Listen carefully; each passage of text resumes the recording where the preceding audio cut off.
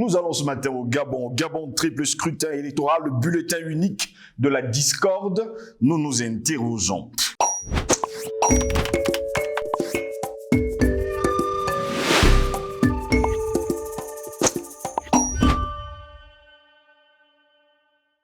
C'est toujours, il y a le plaisir de vous retrouver sur Panafricaniste TV. Mesdames, messieurs, bonjour, bienvenue à toutes et à tous à cette édition de Parole panafricaniste. À 2 semaines des élections générales, l'opposition gabonaise est vent debout contre la réforme du bulletin unique au scrutin.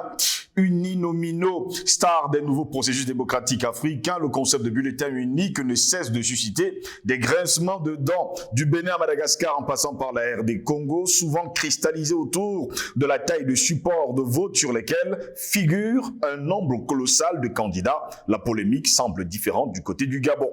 Alors que les élections présidentielles, 19 candidatures validées législatives et locales, doivent se tenir simultanément le 26 août prochain, le président du Centre gabonais des élections, Michel Stéphane Bonda, parlait ainsi du bulletin unique en conférence de presse. Je cite, « Le parti politique qui présentera un candidat à l'élection du président de la République aura la photo de ce candidat estampillé sur le bulletin.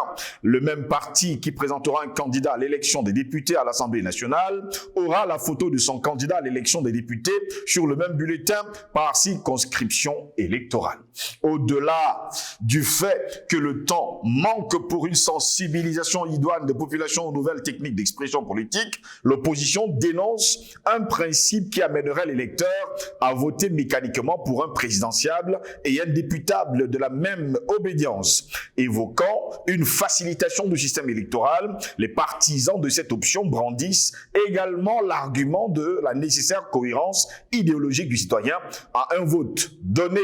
Les présidents élus sans majorité législative sont condamnés à l'immobilisme ou au passage en force. Le moment des tickets est-il encore revenu? Allez savoir, mesdames, messieurs.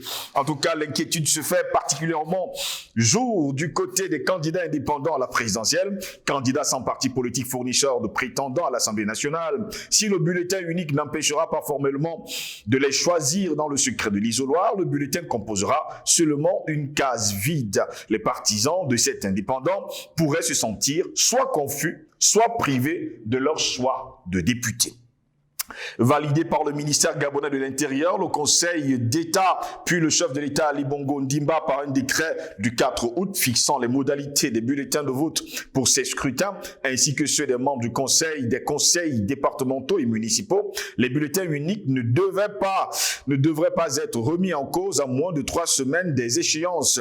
Une question cependant, mesdames, messieurs, pourquoi avoir attendu le mois d'août pour justement décréter un bulletin unique aux élections? La plateforme Alternance 2023, qui regroupe plusieurs partis d'opposition, réclame l'utilisation de 3 urnes distinctes pour chaque scrutin. C'est donc le gros problème actuellement du côté du Gabon.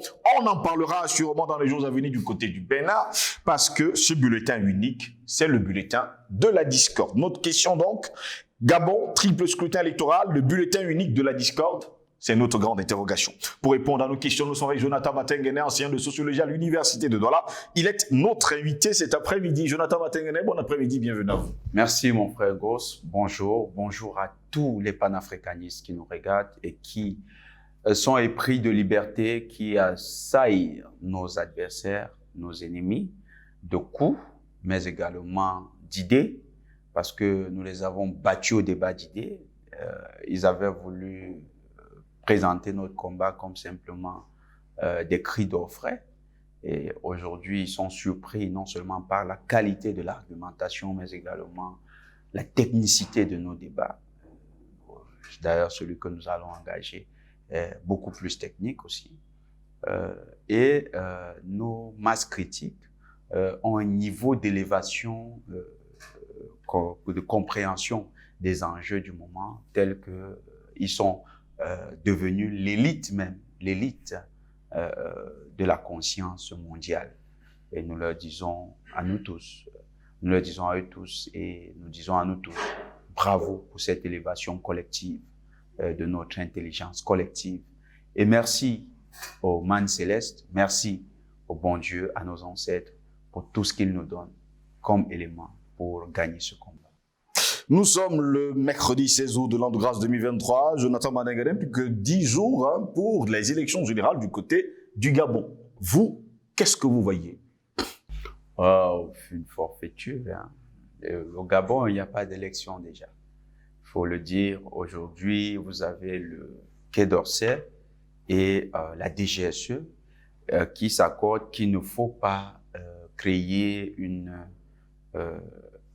grosse dissension au Gabon. Pourquoi? Parce que le risque, c'est d'avoir des forces incontrôlées. Et quand ils disent forces incontrôlées, c'est les forces panafricanistes qu'ils savent rampantes, qu'ils soupçonnent d'être très importantes au Gabon, quoique très peu bruyantes, et qu'ils ne voudraient pas finalement voir s'inviter à la table de décision.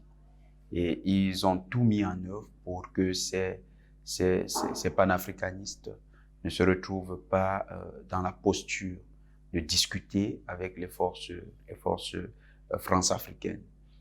Ils ont tout fait pour les éliminer. Par exemple, les Privangomo, tous les combattants de l'ONS, ils ont tout fait pour que ces derniers n'aient pas la capacité financière de se présenter à l'élection. C'est des stratégies tout à fait subtiles par la limitation d'un ensemble de possibilités. Par exemple, il fallait lever les fonds et ils ont envoyé autour de quelques subtils, des habiles flatteurs, des subtils,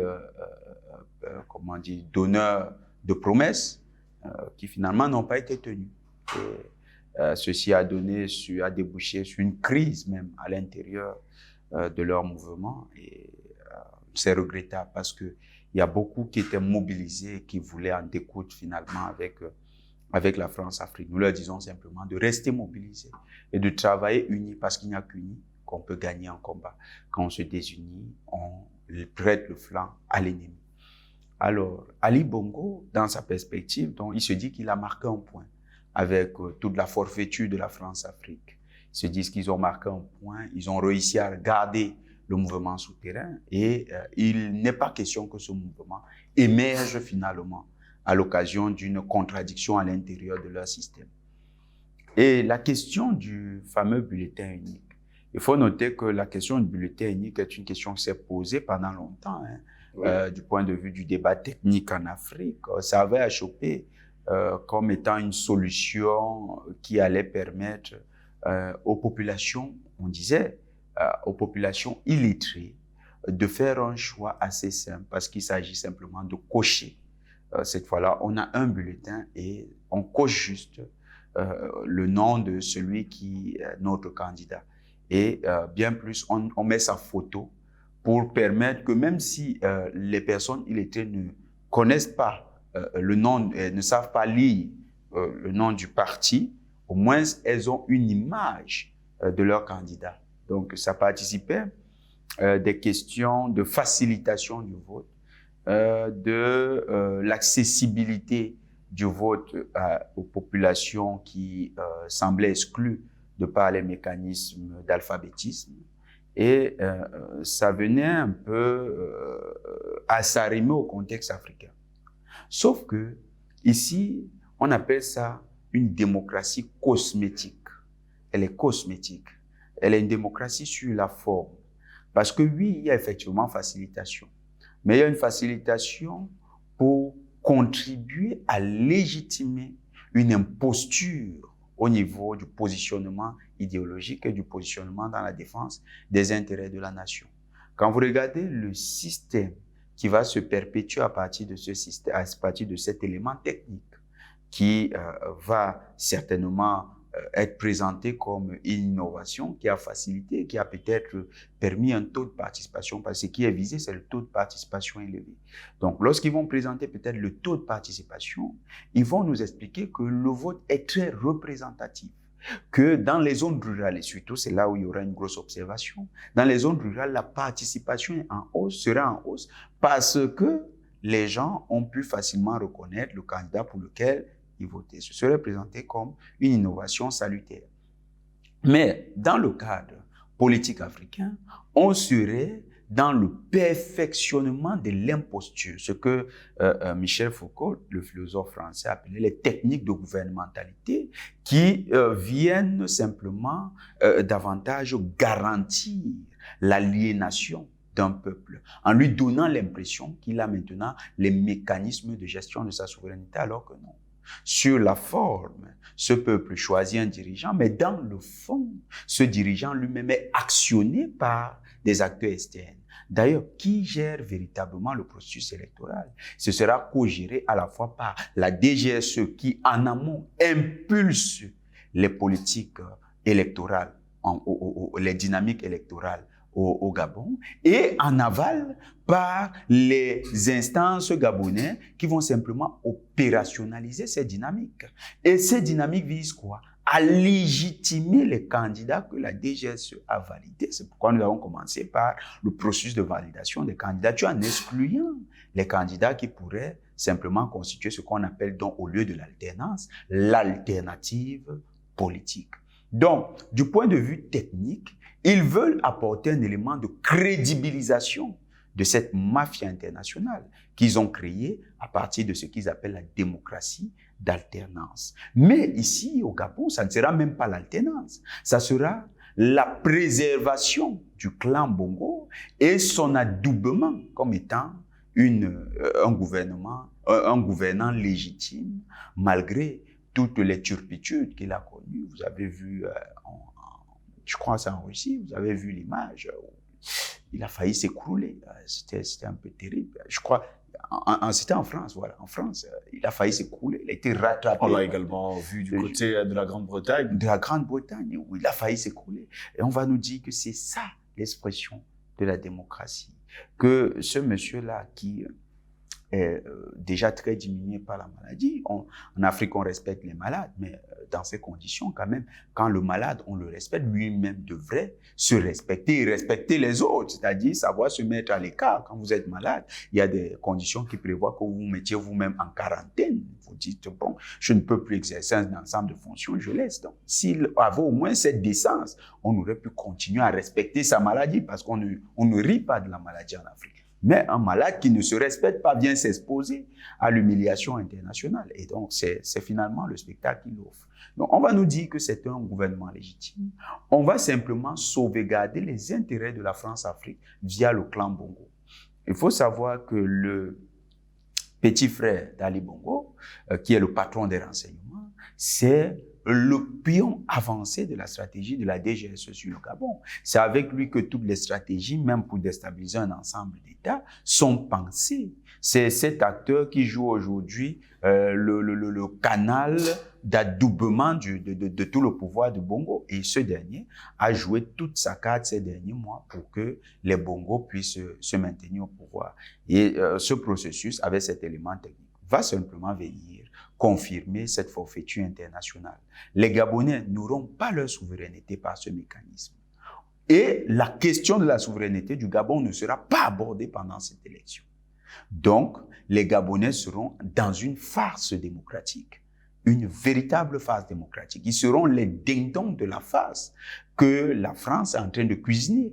Donc, ces derniers vont croire être en train de participer à un processus alors qu'ils sont simplement dans une plaisanterie gabono-gabonaise que les Français ont organisée pour le simple jeu de chaises ou bien pour simplement la beauté de l'information et de la fabrication de l'opinion sur le plan médiatique. Les Gabonais sont-ils véritablement obligés d'aller à ce vote le 26 août prochain?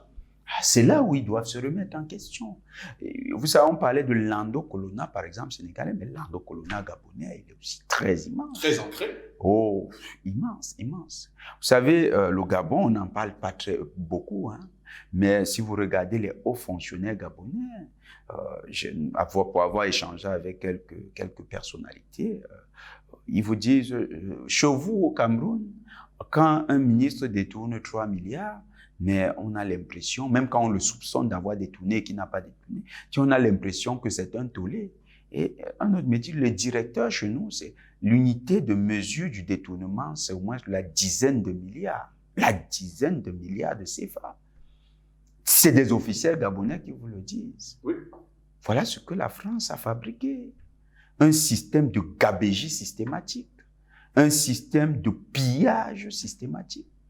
Alors, qu'est-ce que cet endocolonat, de quoi est-ce il bénéficie?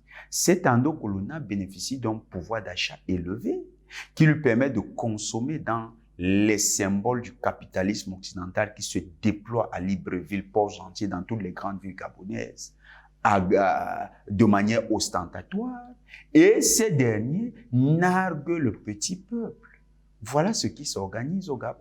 Et cet endocolonat se fait renforcer par des mécanismes sécuritaires violents, de telle sorte que lorsque ce petit peuple a le courage de remettre en question cet ordre, dès qu'on sent seulement que vous avez l'intuition de le faire, on vous passe systématiquement dans un engrenage de violence et de répression.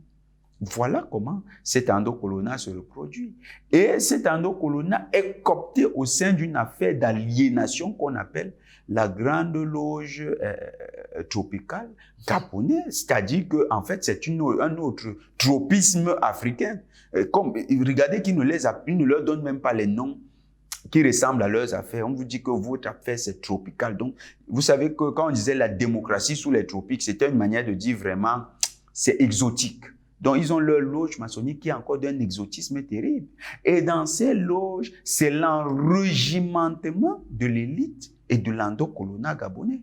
Et quand je parle d'enrégimentement, c'est pas ce qu'on observe au Cameroun, hein, où vous avez des hommes d'affaires qui échappent à ces canons. Non, non, non. Au Gabon, les hommes d'affaires sont systématiquement cooptés dans cette grande loge. Ils sont dans un système pyramidal exactement comme sur le billet de $1.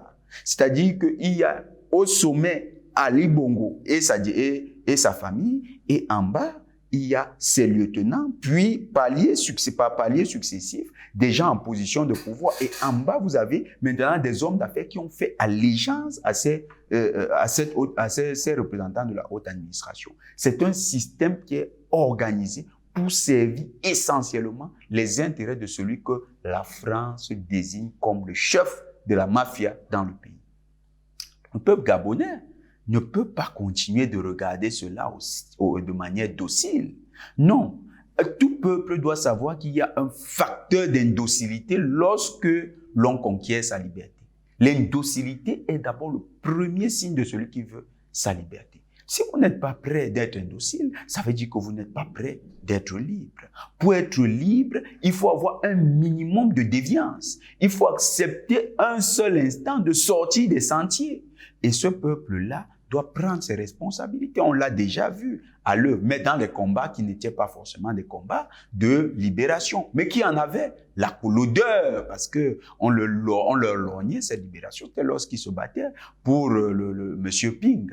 On a vu ce peuple se lever, se mobiliser. Mais maintenant, il faut que ce peuple comprenne une chose. Le peuple gabonais a été isolé dans le combat avec Ping parce que Ping est lui-même un endocolone. Donc, il participe de la dynamique que nous avons expliquée là. Et il y a beaucoup d'hommes politiques du Gabon. La majorité qui va aux élections, là, tous sont dans l'endocolonat systématique que nous avons décrit.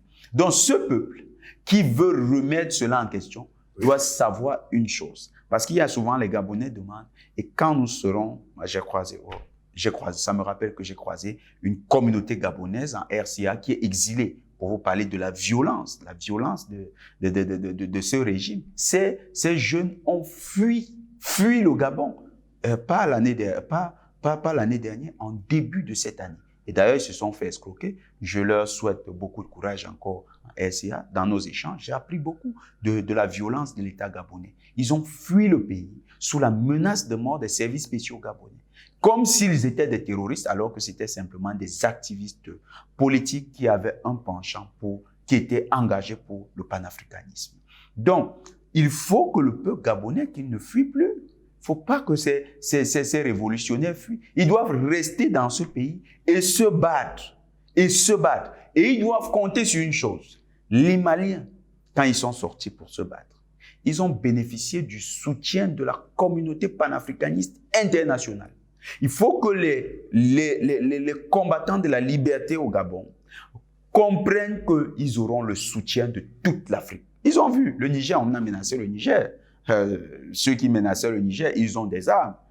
Vous n'avez pas suivi que nous Monsieur Ngos, on n'a pas fabriqué une usine d'armes dans votre maison ou bien chez moi. Donc, mais nous avons défendu le Niger et rien que par le pouvoir de la parole, une parole qui est sanctifiée, qui est bénie, hein, cette parole a permis de libérer le Niger, a permis de faire fuir des gens qui ont des mitrailleurs, qui ont des chasseurs, qui ont des missiles et qui aujourd'hui ont plus peur que nous. Nous marchons librement dans les rues et eux, ils sont même plus capables de se déplacer dans leur propre maison. Ils ont mis des caméras à tous les centimètres et ils contrôlent même leurs vêtements qu'ils portent. Vous voyez que la peur a changé de camp. Le peuple gabonais doit s'inspirer de cela et comprendre que les peuples d'Afrique attendent son réveil et comptent sur son réveil pour déloger cette mafia internationale du Gabon. Cette mafia ne peut plus continuer. La base militaire française au Gabon ne peut plus continuer. Cette farce qu'on vous sert comme étant l'élection, ça ne peut plus se poursuivre. Peu importe les moyens techniques qu'on va utiliser pour améliorer le processus. Tant qu'en amont, le processus est pipé, en aval, les conséquences seront les mêmes. Vous ne pouvez pas avoir un moule qui a une déformation et vous attendez à ce que les parpaings ou bien les gâteaux qui sortent de ce moule n'aient pas la déformation en question. Les mêmes causes produisant les mêmes effets, vous n'aurez donc que les conséquences de cette déformation du moule. Donc, en amont, le processus est pipé et c'est la France qui a pipé. Elle a pipé ce processus. Peu importe les moyens techniques que vous utilisez, les conséquences seront les mêmes.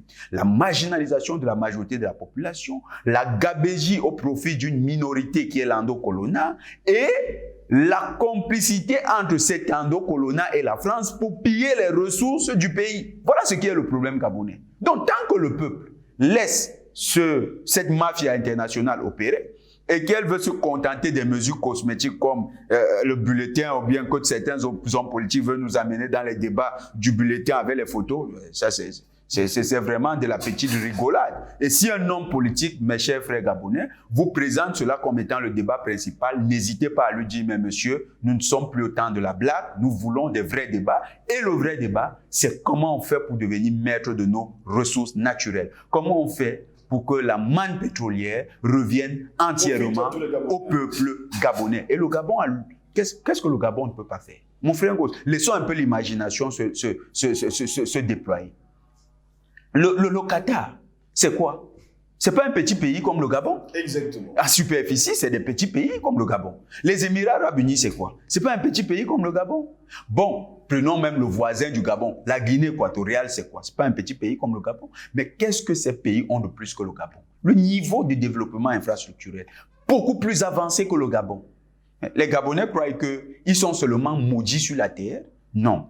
C'est simplement que l'endocolonat est là, ce qu'ils appellent leur métropole. Parce que quand je parle de l'endocolonat gabonais, quand vous les voyez, il y en a qui parlent de la France comme s'ils parlaient des demi-dieux qui auraient quitté Mars pour venir leur rendre visite. Et ils vous parlent des villes françaises comme si c'était leur village. Ils vous disent non, Marseille, ils ont leur manière de parler de Marseille, de Paris. C'est tellement particulier que vous vous dites, mais celui-ci, il est même africain comment? Comment il réussit à être africain? Et c'est quand même quelqu'un qui est là au Gabon et qui est très respecté. Mais non, chers Gabonais, ne laissez plus cette escroquerie élitiste se produire. Levez-vous comme un seul. Dénoncez ce processus. Remettez en question cette arnaque internationale contre vos propres intérêts et récupérez votre souveraineté. Il n'y a qu'à l'intérieur d'un cadre de souveraineté garanti par le peuple qu'on peut avoir des élections crédibles. Le processus actuel, c'est une mascarade. Merci à vous, Jonathan Watengue, d'avoir été des nôtres.